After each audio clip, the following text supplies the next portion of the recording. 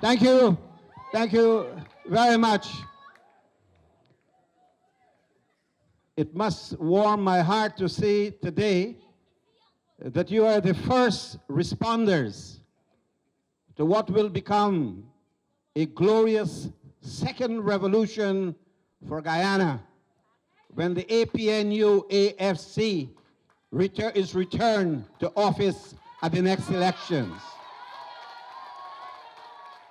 We came here for an outreach we had been doing in other parts of Guyana, transforming our government into a mobile government, taking the concept of revolutionary democracy to its highest meaningful point of coming to the people rather than having it other way, on the other side. But I want to say that I was pleasantly surprised that what was an outreach and what Uncle Joe and I were supposed to have here as a community meeting turned out to be a mini rally at very short notice, which makes you the first responders. You are the first to respond to the call to action. As Joe said, to stand up, and to stand up for your government and for a good cause of renewing the life of a government that has done wonderful things for Guyana. But since the chairperson mentioned that I could sing, I just want to remind you that because of certain events that took place over the weekend, I have seen up to today reading a paper that people refer to it as the Guyana slime, saying Nagagon. But I remember the song, Kill Me Softly with Your Song. And I want to remind those in the slimes that Naga ain't gone yet. I remember an old song that I sung in 1976 in St. Vincent when I was campaigning for the election of Ebenezer Joshua as Prime Minister of St. Vincent. It had the word, Joshua ain't weary yet. So I'm going to send a message to those who are peddling the slimes of Nagagon. All right, you'll sing the song a little bit too, because you got to send the message. You got to show them that you understand the politics. Moses didn't get weary yet. He ain't weary yet. He been in the struggle so long, my Lord, he never get weary yet. Well, you think you can make that with me? You think you can sing that with me now? Okay, let's deal with it also with David. David never get weary yet. He never get weary yet. He been in the struggle so long, my Lord, and he never get. Moses never get. Moses never get. He been in the struggle so long, my Lord, and he. Good. Well, thank you very much. You have sent an appropriate message. But we are here today because we receive news that the Caribbean Court of Justice ruled on all three counts. One, that the no confidence motion in the Parliament was carried. Two, that someone who holds dual citizenship can cast, and is a member of the Parliament, could cast a valid vote. And three, that the appointment of the chairman of the Elections Commission was faulty. It violates the Constitution. And I think I need to tell you that so that you can put your mind as to what we are facing. When the vote of no confidence was moved and was deemed by the Speaker to have been carried, we had made a statement then that we will respect the decision of the National Assembly. And that is the position we have taken unless and until the decision is reversed or varied or thrown out. The Speaker himself said that he was in serious doubt as to whether what transpired in the National Assembly was in fact an effective process. And he was the one who advised that the issue should be taken to the court for the court to decide. When you're in doubt, find out. That is the rule. Let the court decide. And so, as the government of Guyana, we respect the rule of law. We respect our courts. And our courts are made up by local courts and the Caribbean Court. Caribbean Court of Justice is our court of final resort, as they say. And so one wrong took place in the High Court, then it was reversed by the Court of Appeal, and now the Caribbean Court of Justice reversed our Court of Appeal. This is the judicial process. We don't agree that the vote that was passed when a Judas betrayed the people of Guyana, not for 30 pieces of silver, but $1 million worth. In cash rip. Cash rip. Turned out to be, he was looking for gold. He was a gold seeker. A gold digger, right? And so when you look at what transpired in the National Assembly by someone who knew that he was a citizen of a foreign country and he swore allegiance to a foreign country, when he cast that vote, he knew that it was a Judas vote, a vote of betrayal, that he belonged to a coalition as part of a list, the APNU-AFC list, and he could not vote against his list. We believe that that vote was not valid. But even if we disagree with the court, as Democrats, as government that respects the rule of law and the judicial process, we will respect the decision. So where do we go from here?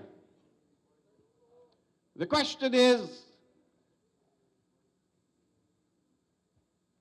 that the parties will have to decide whether they go to Parliament to extend the date within which elections can be held, because if you go back to the original motion, it will give 90 days within which to hold an election. And so, as was said by one of our speakers, you cannot go into an elections without a voters list. Right now, we do not have a voters list. The voters list expired on the 30th of April. And therefore, you have to have new registration. And irrespective of how the Caribbean Court of Justice rules in this matter, it would be improper to force upon the people of Guyana that they go to the polls to elect a government without a voters list. It cannot happen anywhere. And therefore, our position must be, as was quite correctly stated at this first response meeting of the APNU-AFC coalition, is that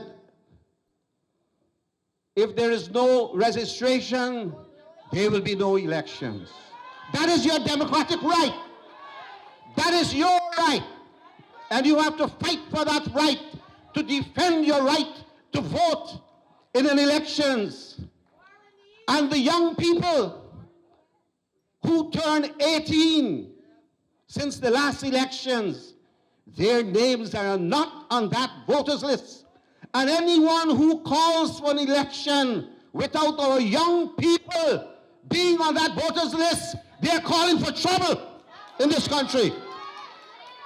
Our young people who are, in fact, the beneficiaries of the wealth that will flow, they are entitled to choose the government that will guide how the money should be utilized.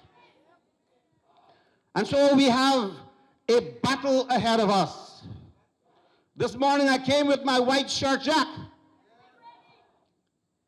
And in preparation for this meeting, knowing that tonight we have to start the revolutionary process to defend our democracy, I decided to put back my olive shirt because I am back in battle gear. I am back in the battle. And this is a fight that will not be surrendered by me, even though I'm 2 years short of 60 years in political life. I ain't weary yet.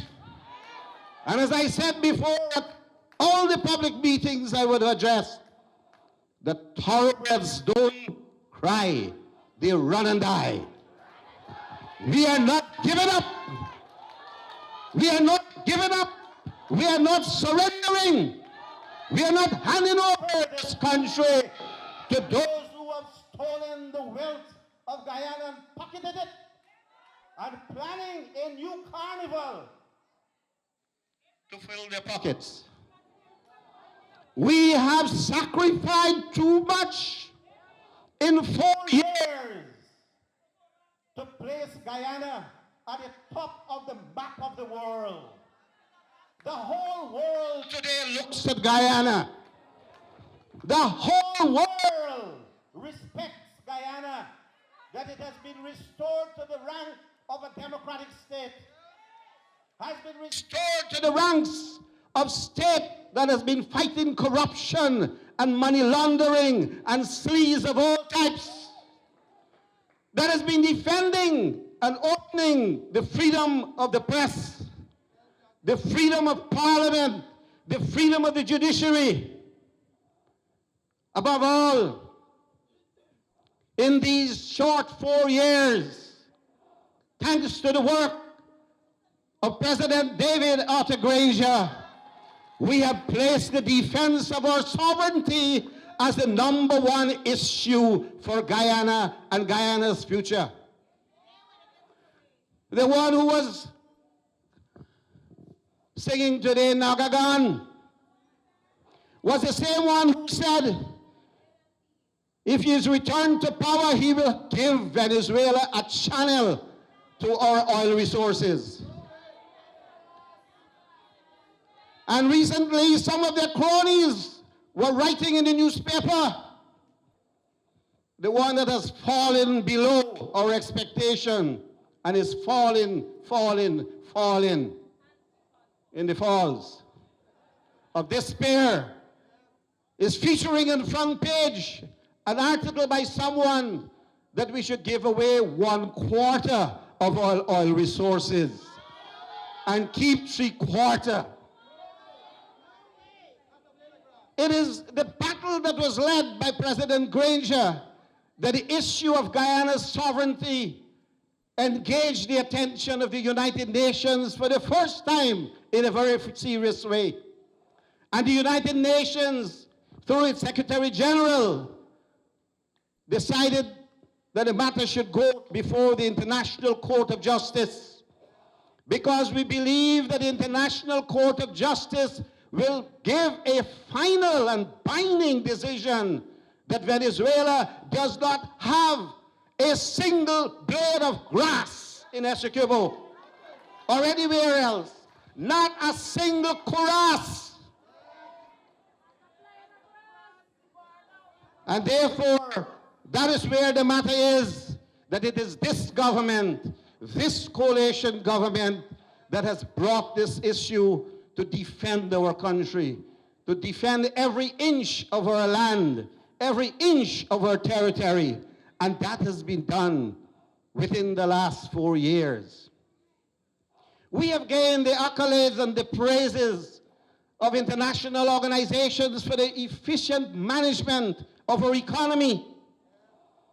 Joe told you just now about the report from the International Monetary Fund. Under Jack Dale, one of the things that I criticized him most for was he had placed Guyana under the hammer of the IMF. And he said he was taking instructions from the IMF because they need to restructure the economy. By the time he left, there was no restructuring and almost no economy. He placed the sugar industry in debt, $85 billion in debt. He bankrupted the sugar industry. When they left, they shut down the market for rice in Venezuela, hoping that they will promise if they get back into the government, they will restore the market to Venezuela. But Venezuelans shut the market down for real if they were re-elected. And it is this government that had to find market in Mexico for our rice farmers, for our paddy. And today we have rice being sold and paddy being sold to 38 different countries in the world. We are hardly being able to meet the demands for rice. And our farmers are happy and content with this government. So when they talk about what they have achieved in the past, we recall that they had left under the IMF directions that had to be taken. They have left the sugar industry bankrupted, and 17,000 sugar workers were facing the breadline. It was this government that in a brave and courageous manner took certain steps to save the jobs of 10,000 sugar workers. And as the law demanded, the workers who were made redundant in the sugar industry, they were given severance pay, billions of dollars. Many were re-employed in other estates, and some have taken the money and they opened small businesses. But they didn't starve. And going and promising them that they will get a minimum wage whether they have jobs or not is part of the new cycle of promises that they have made to the sugar workers before, that they will keep them on bailout money while public servants were put on a starvation wage. When we got into the government, teachers and nurses, policemen and soldiers and other public servants, they were owed a wage debt. And it was under this government that we were able in the last 4 years to increase wages by more than 50%. We increased social assistance. We increased old age pension. We have been able to transform our society in a way that has never been done in so short period of time, which is why I said, and it is no boast, in my years of politics, this has been the best government Guyana has seen. And we are entitled to complete our term of 5 years in government, but they have conspired to remove our government unlawfully. They have conspired with others to remove us, to buy and corrupt people within the coalition, because they cannot wait to put their filthy fingers in the cookie jar. I will tell you this. It doesn't need long story to tell you what I know about the corruption that took place. When I got into government at the office of the Prime Minister, there was a young man who was the permanent secretary. He came to me and he told me one day that some people at the office of the president, they were questioning girls who were working for him. I said, why? He said, they were shredding some paper. I said, what paper? He said, some party paper. I said, no, nobody has a right to be against you if you shred party paper. He was a member of the Central Committee of the PPP. He was one of the leaders of the PYO. He was in the office of the president under Ramotar. He might have been there before under Jack Dale as the permanent secretary. And the man came to me. I told him, bring your paper in my office. I will take them out for you, because nobody has a right to take away or prevent you from shredding party paper. Well, the night he called me, 10 o'clock in the night, PM, are there some problem? What is the problem? The police say I must go in. They want to question me. I said, well, I'm not a lawyer anymore, but I advise you to take a lawyer and go in. 10 o'clock in the morning, the man is in my office. My permanent secretary is in my office. A young fella. And told me, I said, what happened when you went in? He said they want to question him about some money. So I said, well, how much money are you talking about? He said, well, you know, I got a couple of accounts here and there, and I got some money. I said, well, how much money you talking about, man? He mentioned a figure. And I told him, said, what? 24 million, man, you got a little more than me, but that's not a lot of money. He said, no, Chief, it's not 24 million, it's 24 billion. 24 billion. Well, you can imagine, I throw back in my chair and I asked, well, what kind of work you doing beside this permanent secretary work? He said, well, I'm selling some phone cards in between. Where?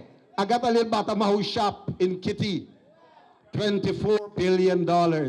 I leave that story with you so that you can know the magnitude of what took place under Ramotar and Jagdeo. And we were able not to wipe out that type of large-scale corruption that we had inherited in the government. It had infected the entire public service, it seems. Getting a passport, getting a birth certificate, getting anything in this country had required you to put something, grease somebody's palm.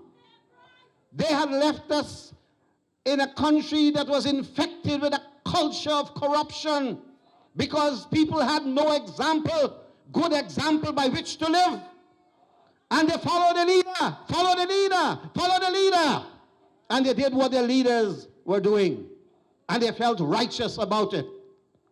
It was that problem alone that this government deserves credit, that we were able to bring in laws to deal with money laundering, laws that deal with smuggling and the evasion of taxes, laws that require public officials, including ministers and MPs, to declare their assets.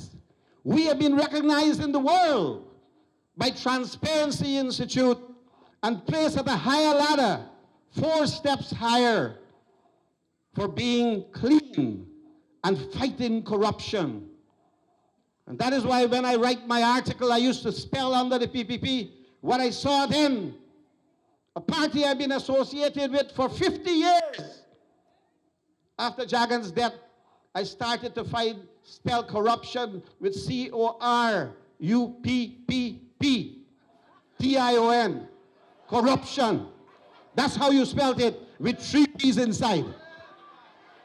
So never again, listen to old Naga tonight.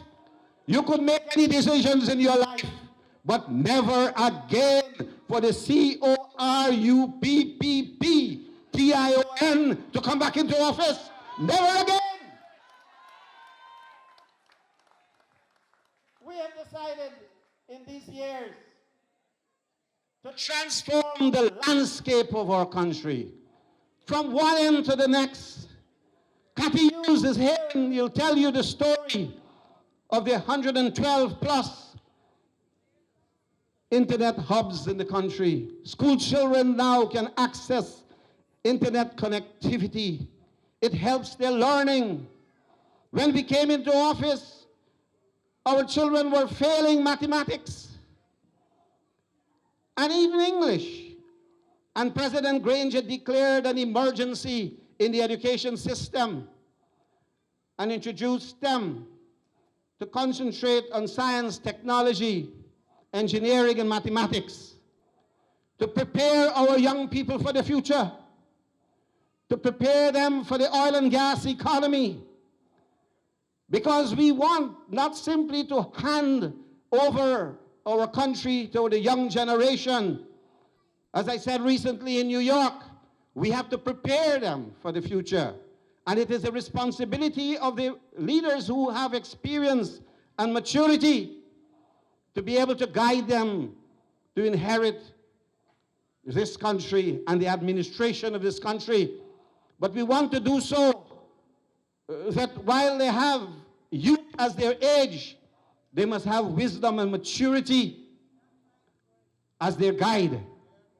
And that is why so much has been done in the education system to help students not only to have access to school, but to be able to have affordable education, to be able to have achievements based on the support. As you see, Minister Amna Ali has handed out part of the 4 or 5 Bs campaign that was launched by President Granger, starting from his birthday.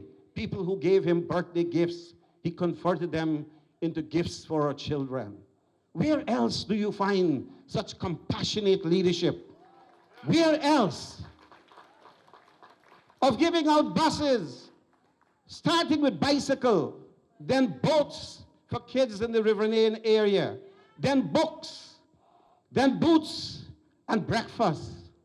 The 5B, it might have been started out as the 2 or 3 Bs. In the former regime, you had a lot of Bs. But those are the ones who sting you. Now we have Bs, the one that makes life sweet for you, for the kids. So we have a good reputation with the IMF saying that our economy is on track and praising us up for creating the institutions such as bringing in a law, what is called our own sovereign wealth fund, that we can set aside money for the future, the oil resources for the future, what is called the generational benefit of oil wealth. And they recognize that our law has what Finance Minister Winston Jordan would describe as fiscal rules, strong fiscal rules to guide how you spend the money, and to ease up on the borrowing that we saw taking place so that we can stand up on our own 2 feet. We have received accolades for the fight against corruption, as I said, and to be able to make business in Guyana transparent. We have been able to see, from Crabwood Creek to Charity, development that has never happened within the space of 4 years. Roads that have been planned before and not completed have been completed or in the process of being completed. We have a man, a Rhodes Scholar. I wonder if he's around, David Patterson. You have a university called the University of Rhodes, but it's spelled R-H-O-D-S. But he is a R-O-A-D-S scholar. This man has been putting out roads. If you don't pull in your foot quick enough, he pitch it. Yes, places I went to port in my Coney. For years they had some mud dams. They had some mud dams. You only got to use jackass cart to fetch people to go in. I went in that village and I saw brand new asphalt roads. Brand new. And I realized that we are transforming the country from bottom up, from the villages coming up. Roads in Blackbush Pola, roads in East Bank of the Demerara has never been done before. They used to call that road on the east bank of the Berbice River the abortion road. Before our pregnant mothers and sisters reach the hospital, they done lost the baby. And that existed under Dr. Doom. Dr. Doom, in his time, they would have known that these roads were perilous for our people. We have a brand new road in West Demerara. Nobody remember that.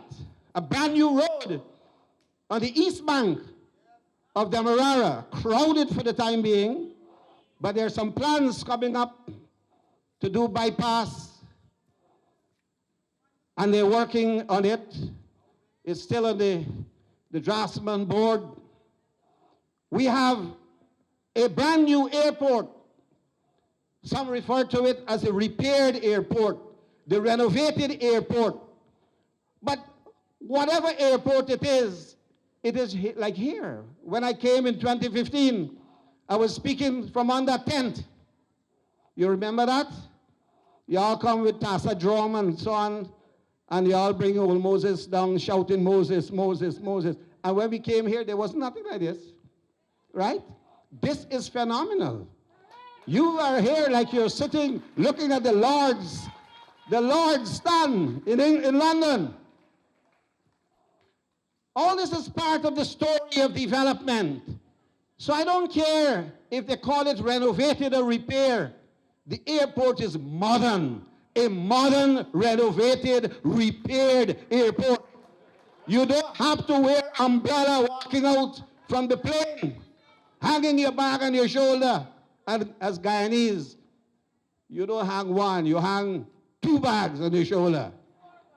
4 bags if you can, if your shoulder. One time, I met a lady in Barbados many years back and asked me for a little raise. And I said, fine, that's nice. And I sat in the plane looking at this lady, well, with sadness, of course. And I remember my days when I wear my first yachting boots and went to see races at Port Morant. I tie the yachting boots and string it over my neck, and I walk home from Port Morant to Wim. I couldn't walk with the boots, with the yachting boots. It was pinching me. It was biting me. You think that's why they call these boots dogs. You realize why they call them dogs? They just bite you and pinch you and all of that.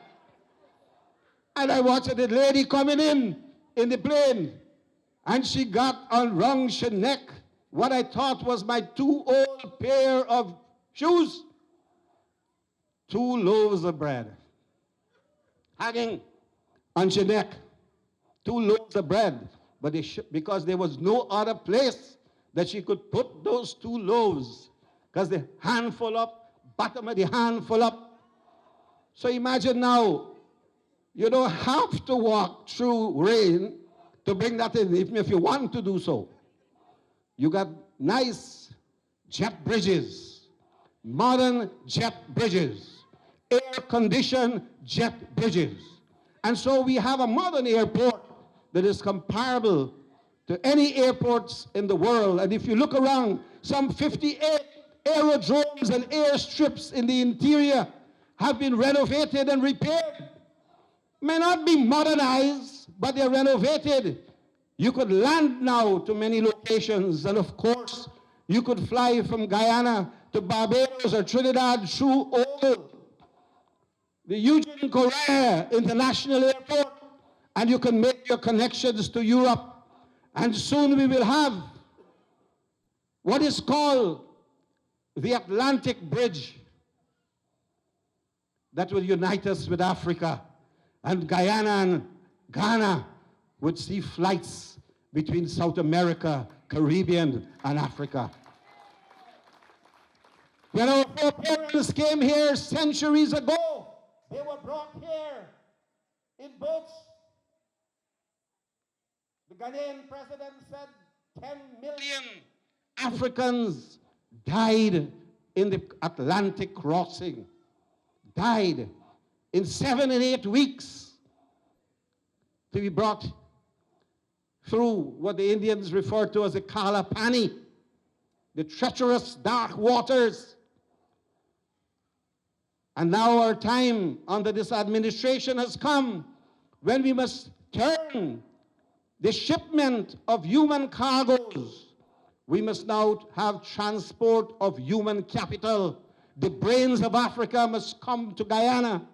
And our people, as the Ghanaian had promised, will benefit from the education, from skills derived from Ghanaians who have accepted to come to Guyana.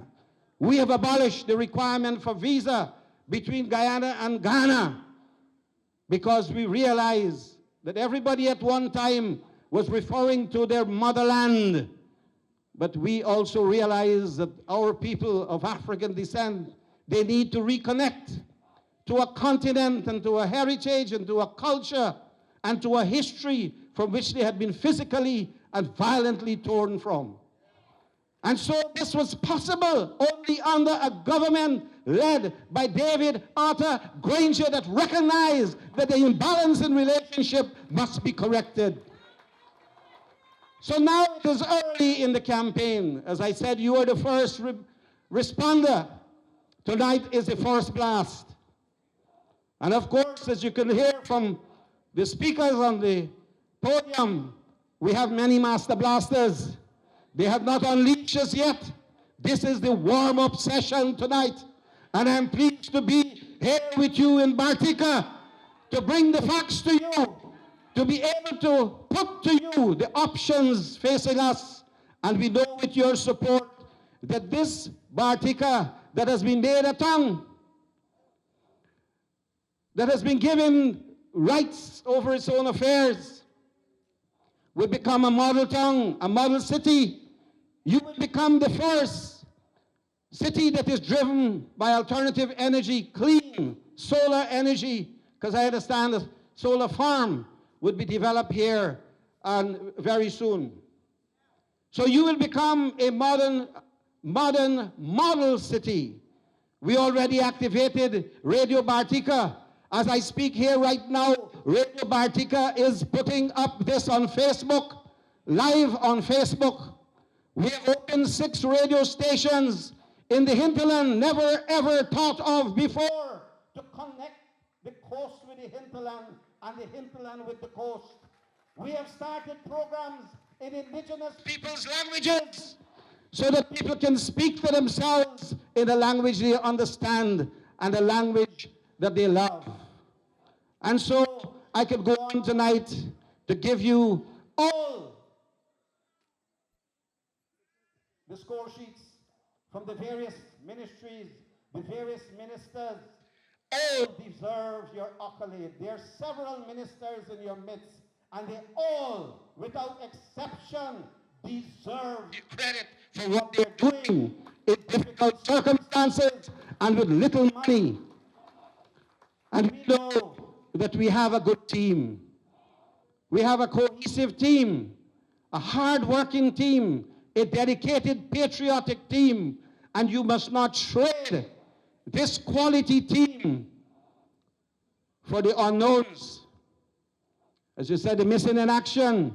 You cannot trade this team for those we have known before who have not performed in the interests of the people. So we are receiving the decisions of the CCJ, the court decision, not with regrets tonight, not with sadness. We are warriors, and we are prepared for the fight. We are prepared for the challenge. And this government, as I said, will remain in office, just like David and Moses, as I told you in the song. The coalition never get weary yet, and we will continue to kill them softly with our song, softly with the story of our progress, softly with the achievements that we have brought to Guyana, because we know that the Guyanese people, not the court, the Guyanese people have reposed full confidence in the APNU AFC government. I thank you for listening to me. Thank you for being in Bartica once again, and God bless you. Thank you very much.